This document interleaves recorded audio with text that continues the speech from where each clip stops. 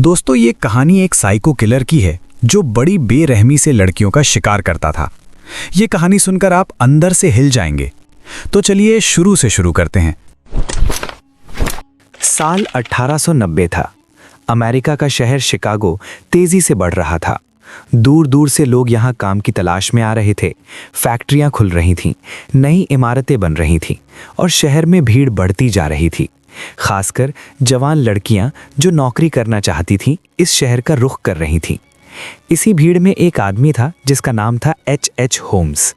देखने में वो बिल्कुल सामान्य था। अच्छे कपड़े पहनता, शांति से बात करता और खुद को डॉक्टर बताता था। लोग उस पर आसानी से भरोसा कर लेते थे क्योंकि वो पढ़ा लिखा और सभ्य लगता था।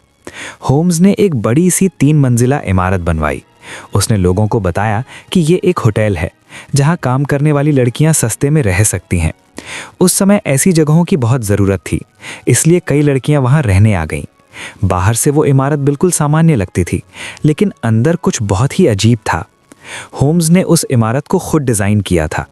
निर्माण के दौरान वो बार बार मजदूर बदल देता था ताकि किसी को पूरी इमारत की बनावट समझ ना आए। किसी कमरे में खिड़की नहीं थी, किसी में दरवाज़ा बाहर से बंद हो जाता था। कुछ रास्ते अचानक दीवार में ख़त्म हो जाते थे।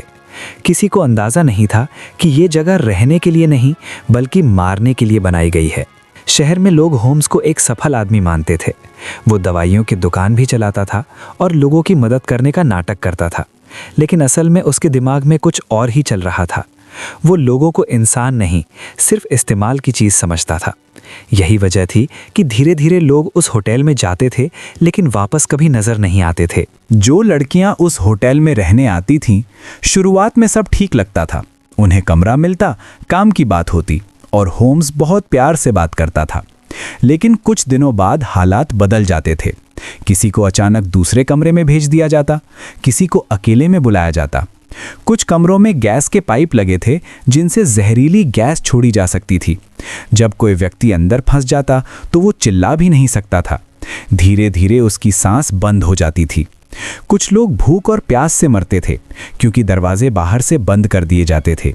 होम्स ये सब बहुत शांति से करता था, जैसे उसके लिए ये कोई काम हो। जब कोई गायब हो जाता और उसके रिश्तेदार पूछने आते तो होम्स मुस्कुरा कर कह देता कि वो शहर छोड़कर चला गया है। उस जमाने में न तो ठीक से रिकॉर्ड रखे जाते थे और न ही पुलिस तुरंत जांच करती थी। यही उसकी सबसे बड़ी ताकत थी। लेकिन कहानी यहाँ ख़त्म नहीं होती। जो सबसे डरावनी बात थी वो ये कि होम्स मरे हुए लोगों से भी पैसे कमाता था।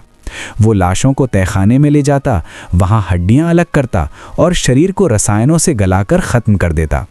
साफ की हुई हड्डियों को वो मेडिकल कॉलेजों को बेच देता था, जहाँ छात्रों को पढ़ाने के लिए कंकाल चाहिए होते थे।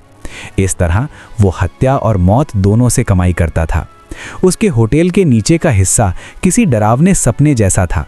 खून के धब्बे, जली हुई हड्डियां और अजीब मशीनें। लेकिन ऊपर की मंजिलों पर लोग आराम से सोते थे, बिना जाने कि उनके नीचे क्या हो रहा है। ये सब कई सालों तक चलता रहा और कोई उसे रोक नहीं पाया। आखिरकार होम्स की किस्मत ने उसका साथ छोड़ दिया। उसने एक बीमा धोखाधड़ी करने की कोशिश की जिसमें उसका एक साथी शामिल था। इसी मामले में पुलिस का ध्यान उस पर गया। जब पुलिस ने गहराई से जांच शुरू की तो उन्हें कई झूठ और गड़बड़ियां दिखने लगी। होम्स की इमारत की तलाशी ली गई और जो देखा गया उसने सबको हिला दिया।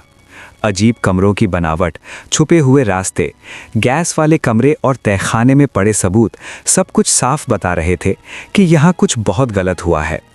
होम्स ने अदालत में कुछ हत्याओं को कबूल किया, लेकिन उसने हर बार अलग अलग बयान दिए। कभी वो 27 लोगों की बात करता, कभी संख्या बदल देता। इतिहासकारों का मानना है कि असली संख्या 200 से भी ज़्यादा हो सकती है। 1896 में आखिरकार उसे फांसी की सज़ा दी गई, लेकिन मरते समय भी उसके चेहरे पर कोई पछतावा नहीं था। उसने कहा कि उसे अपने किए पर कोई अफसोस नहीं है। उसकी मौत के बाद भी लोग उसकी इमारत से डरते रहे। उस जगह को मर्डर कैसल कहा जाने लगा। ये कहानी इसलिए और डरावनी है क्योंकि होम्स कोई राक्षस जैसा नहीं दिखता था। वो हमारे आपके जैसा इंसान था। अच्छे कपड़े, मीठी बातें और शांत चेहरा। यही सच्चाई सबसे ज़्यादा डराती है कि कभी कभी सबसे खतरनाक लोग वही होते हैं जो हमें बिल्कुल सामान्य लगते हैं। तो दोस्तों, स्टोरी आपको कैसी लगी कमेंट बॉक्स में ज़रूर बताना और ऐसे ही हिस्टोरिकल स्टोरी जानने के लिए सब्सक्राइब करिए चैनल को।